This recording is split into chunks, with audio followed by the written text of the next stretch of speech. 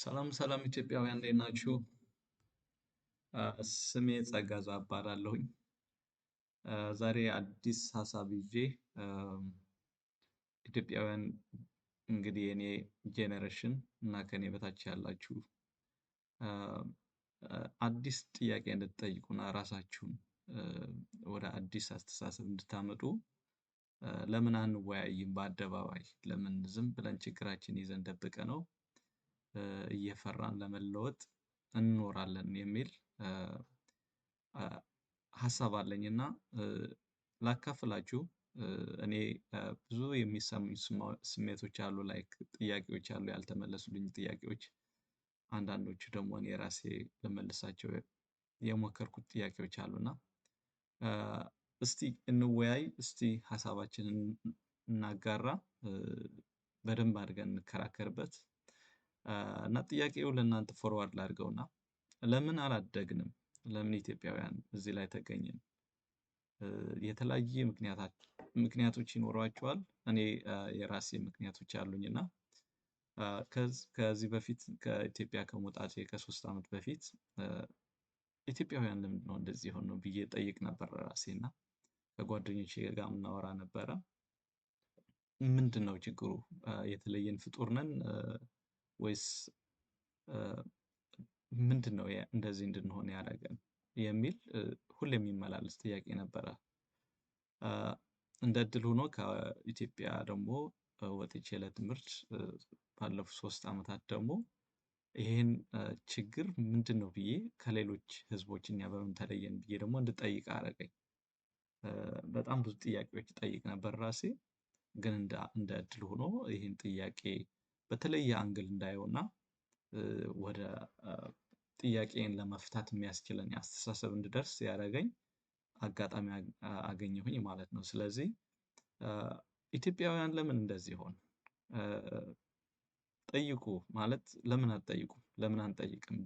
እንደ አዲስ ትውልድ እንደ አዲስ ጄኔሬሽን ለምን ከዚህ በፊት የቆየልንን አስተሳሰብ ይዘን በቃ ይሄ እኮ ነው እንደዚህ እኮ ስለሆነ ነው ባህላችን ወይም የተለያየ ባህል ስላለን ነው ዳይቨርሲፋይድ ስለሆነ ነው እንደዚህ በብሄር በምናምን እያልን የተለያዩ ምክንያቶች እናቀርባለን። ፖለቲሻኖችን ብሌም እናደርጋለን።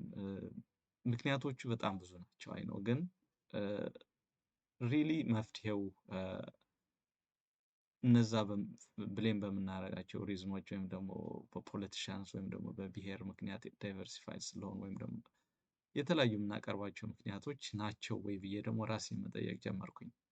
በተለይ ባለፉት 3 ዓመታት እኔ ለራሴ መልስ አግኝቻለሁ ብዬ ያሰብኩበት ጊዜ ነበረና እኔ እንግዲህ ይሄን መራራ ሀቅ ብንውጠም ባንውጠው እንግዲህ መራራ ሀቅ ነው። የኢትዮጵያውያን ትልቁ ችግር ባህላችን ነው። ባህላችን ስለሆነ ምን ማድረግ አለብን? ባህላችንን እንደምንም አጥበን ከአዲስ ባህል መፍጠር መቻል አለብን።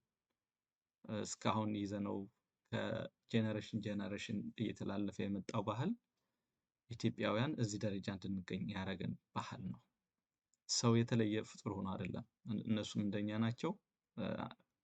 የተሰጠን ጭንቅላት ነው። የሰው ጭንቅላት ነው። የተለየ ነገር የለውም። ግን የተሰጠን ባህል ወይም ደግሞ የተሰጠን ባይሆንም እኛ ያሳደግነው ባህል ከጄኔሬሽን ጄኔሬሽን ያመጣነው ባህል ግን በፐርሰንት ለማስቀመጥ ያስቸግራል። ግን ከ90 በላይ ፐርሰንቱ ባህላችን በጣም ጎጂ ባህል ነው። በጣም አንቆ የያዘን እንዳንቀሳቀስ ያደረገን ባህል ነው። ስለዚህ ይህን ባህል ታጥቦ ከስር መፋቅ አለበት። አዲስ ባህል መምጣት አለበት። ወደድንም ጠላንም አዲስ ባህል ካላመጣን ወይም እንግዲህ ያደጉ ሀገሮች የደረሱበት የኑሮ ደረጃ መድረስ ካልፈለግን መብታችን ነው። ያለን ባህል ይዘን መኖር መብታችን ነው። ማደግና እንደሌሎች ሀገሮች ወይም ደግሞ እንደሌሎች ህዝቦች መቀየር ከፈለግን ደግሞ የግድ ይህን ባህል አጥበን ከስር ማጥፋት አለብን።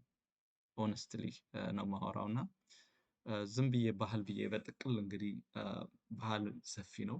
ምን አይነት ባህል የሚል ጥያቄዎች ይመጣሉ። ግን በዋናነት ኢትዮጵያውያን ከ90% በላይ ያለው ባህላችን አይጠቅምም ብዬ ነው የማምነው። ፐርሰንቴጁ እንግዲህ ኤግዛክትሊ 90፣ 80፣ 70 ብለን ልንከራከር እንችላለን። እኔ እሱ ፐርሰንቴጁ አይደለም አብዛኛው ለማለት ነው። በጣም አብዛኛው ባህላችን አይጠቅምም፣ ጎጂ ነው። ይህን ባህል አጥበን ደግሞ ካላጠፋን ምንም ለውጥ ይመጣል ብዬ አላምንም። ዳትስ ማይ ፐርስፔክቲቭ።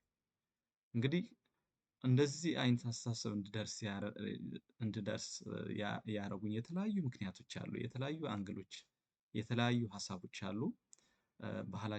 ባህል በጣም ሰፊ ነው። እያንዳንዱ ባህል ላይ ያለው ችግር አንድ በአንድ እንግዲህ አጀንዳ ፈጥረን ዲስከስ ለማድረግ እና የራሴን ሀሳብ ለመግለጽ እሞክራለሁ። ግን እንደ አዲስ ጄኔሬሽን እንደ አዲስ ትውልድ እኛ የራሳችን ባህል መፍጠር አለብን ብዬ አምናለሁ። እንግዲህ ይሄ እንደዚያ አዲስ ሀሳብ ሲመጣ ኢትዮጵያውያን ውስጥ እንግዲህ ምንድነው ያው ውግዘት አለ፣ የተለያዩ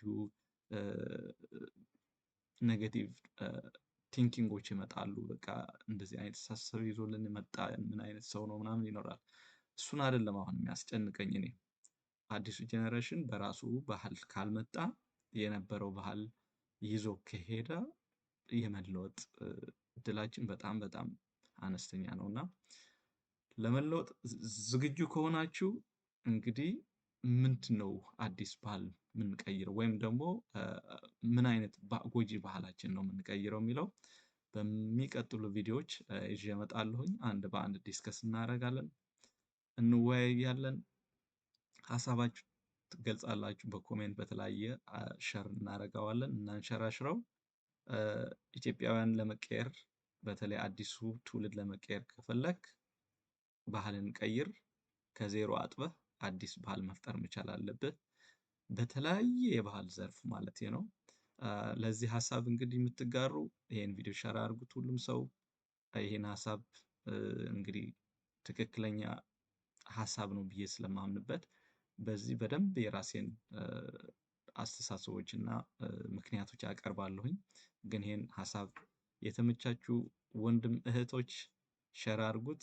በሚቀጥለው ቪዲዮ እስከምንገናኝ ሰላማችሁ ይብዛ። ባይ ባይ።